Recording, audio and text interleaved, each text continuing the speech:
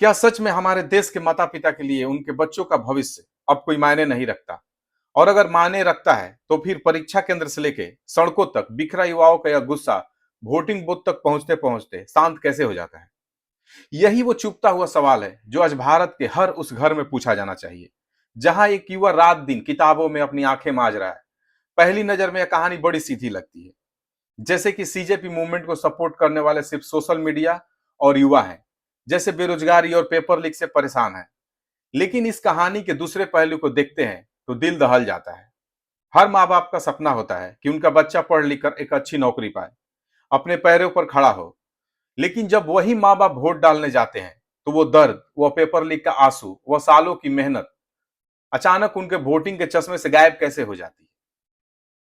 सोचिए, एक परिवार अपने बच्चों को पढ़ाने के लिए अपनी जमीन गिरवी रखता है, माँ अपने गहने बेच देती है, पिता अपनी दवाइयों के पैसे बचाकर बेटे या बेटी को पटना, दिल्ली, प्रयागराज जैसे शहरों में कोचिंग के लिए भेजता है। वहां वह बच्चा एक छोटे से कमरे में, जहां ठीक से धूप नहीं आती, दलिया और खिचड़ी खाकर सालों गुजार देता है। उसका सिर्फ एक ही मकसद होता है, एक सरकारी नौकरी, ताकि उसके माता पिता की बूढ़ी हड्डियों को थोड़ा आराम मिल सके। लेकिन फिर क्या होता है? सालों के इंतजार के बाद परीक्षा होती है और चंद घंटों बाद यह खबर आती है कि पेपर लीक हो गया, परीक्षा रद्द हो गई। सोचिए, उस माँ बाप पर क्या गुजरती होगी, उस पिता के दिल पर क्या बीतती होगी जिसने अपनी पूरी जिंदगी की जमा पूंजी उस बच्चों के भविष्य पे लगा दी थी। यह सब कुछ वो अपनी आंखों से देखते हैं, रोज टीवी पर, अखबारों में और अपने ही बच्चे के उतरते हुए चेहरे पर। लेकिन जब चुनाव आता है तो वही उंगली जिस पर स्याही लगनी है, देश का भविष्य तय करने वाली होती है, तब बच्चों का यह दर्द पीछे क्यों छूट जाता है? क्या इसका मतलब यह निकाल लिया जाए कि आज के माँ बाप को अपने बच्चों के भविष्य से कोई सरोकार नहीं रह गया है? या फिर हमारी सामूहिक चेतना इतनी शून्य हो चुकी है कि हम अपने बच्चों की सिसकियों पर भी राजनीति की चादर ओढ़ लेते हैं? इस विरोधाभास को समझने के लिए हमें उस कड़वी और बदसूरत हकीकत को देखना होगा जो हमारे समाज की रगों में दौड़ रही है।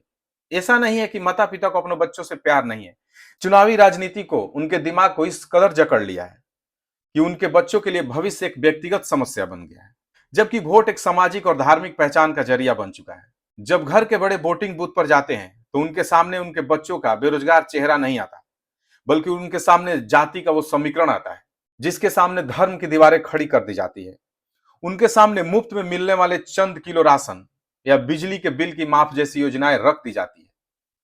राजनीति में इतनी चालाकी से हमारे परिवार को बांट दिया गया है कि एक पिता अपने बेटे की बेरोजगारी उसकी किस्मत की खराबी मान लेता है, लेकिन अपनी जाति या पसंदीदा नेता को हार अपनी नाक का सवाल बना लेता है।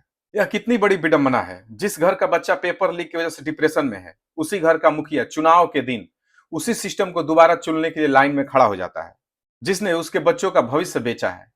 क्या यह हमारे समाज का सबसे बड़ा नैतिक पतन नहीं है? जरा ठहर कर सोचिए, यह सिर्फ नौकरी या परीक्षाओं तक सीमित नहीं है। हमारा पूरा बुनियादी ढांचा, हमारा पूरा सिस्टम सड़ चुका है। यह सड़न हमें रोज दिखाई देती है। अभी कुछ समय पहले की बात है, बिहार के बक्सर में एक पुल बनता है और महज कुछ दिनों के भीतर ही वो ताश के पत्तों की तरह ढर हो जाता है। करोड़ों रुपए का टैक्स जो इस देश के आम नागरिक अपनी मेहनत की कमाई से दिया था, वो पानी की तरह बह जाता है। पुल सिर्फ सीमेंट और सरिये का ढांचा नहीं होता, वो विकास का रास्ता होता है। वो किसी बीमार को अस्पताल पहुंचने का उम्मीद होता है, वो किसी बच्चे का स्कूल जाने का जरिया होता है। लेकिन जब पुल गिरता है तो उसके साथ हमारे देश का नागरिक का भरोसा भी गिर जाता है। भ्रष्टाचार की यह कंक्रीट दीवार हमारे बच्चों की भविष्य को कुचल रही है। लेकिन अफसोस की बात यह है कि देश में पुल गिर जाते हैं, पेपर लीक हो जाती है, फिर भी सरकारें राज्य दर राज्य चुनाव जीत जाती है।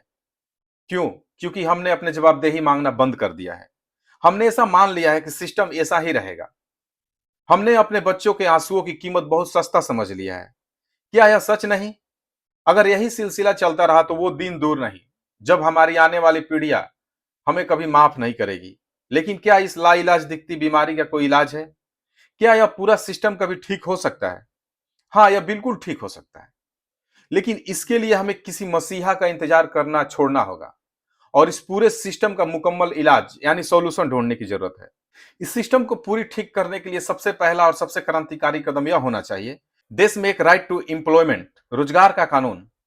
कानून बने जैसे कभी शिक्षा और भोजन का अधिकार बना था। सरकार चाहे किसी भी पार्टी का हो, बजट एक निश्चित हिस्सा सिर्फ और सिर्फ नए रोजगार पैदा करने के लिए और युवाओं के लिए स्किल डेवलपमेंट के लिए आरक्षित होना चाहिए। रोजगार को चुनाव का लोक लुभावन वादा नहीं, बल्कि देश की संप्रभुता और सुरक्षा जैसे अनिवार्य बनाना होगा। दूसरा सबसे बड़ा सुधार हमारे एग्जाम सिस्टम की सर्जरी में छुपा हुआ है। जब तक पेपर लीक करने वाले माफिया को फास्ट ट्रैक कोर्ट बनाकर उसे देशद्रोह जैसी सख्त सजा नहीं दी जाएगी, तब तक यह धंधा बंद नहीं होगी। पूरी परीक्षा प्रक्रिया को डिजिटल और पारदर्शी करना होगा। परीक्षाओं के फॉर्म भरने की फीस से लेकर छात्रों के परीक्षा केंद्र तक जाने के सफर को मुफ्त और सुरक्षित बनाना होगा, ताकि किसी भी गरीब का बच्चा सिर्फ इसलिए परीक्षा से वंचित न रह जाए क्योंकि उसके पास किराए के पैसे नहीं थे।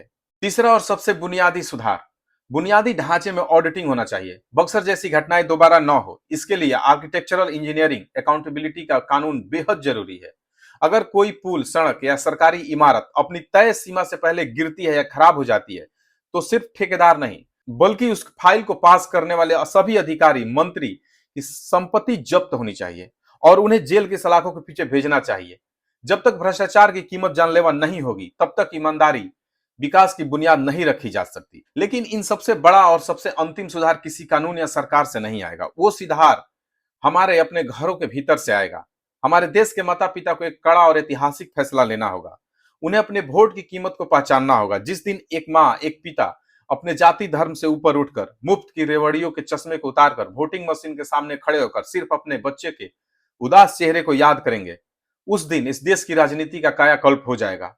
जिस दिन एक पिता अपने पसंदीदा पार्टी नेताओं से सवाल पूछेगा कि मैंने तुम्हें वोट दिया था, बताओ हमारे बच्चे की नौकरी रोजगार कहाँ है, उस दिन नेताओं की रैलियों का रुख बदल जाएगा। यह लड़ाई सिर्फ युवाओं की नहीं है, यह लड़ाई हर उस माँ बाप की है जो अपने बच्चों को एक सुरक्षित और सम्मानजनक भविष्य देना चाहते हैं।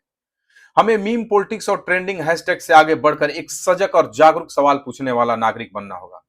लोकतंत्र की सबसे बड़ी खूबसूरती यही है कि यहाँ बदलाव की चाबी किसी और के पास नहीं, बल्कि जनता की उस उंगली पर है जिस पर नीली स्याही लगनी होती है। यह फैसला इस देश के करोड़ों परिवार को करना है कि वो अपने बच्चों के सपनों के साथ खड़ा होना चाहते हैं या फिर उसी भ्रष्ट और टूटे हुए सिस्टम का हिस्सेदार बनना रहना चाहते हैं। आपको क्या लगता है, क्या इस देश के माता पिता अपने बच्चों के भविष्य के लिए राजनीति की इस बेड़ियों को तोड़ पाएंगे? अपने विचारों को अपने भीतर टटोलिए और इस सोए हुए समाज को जगाने के लिए अपनी आवाज बुलंद कीजिए।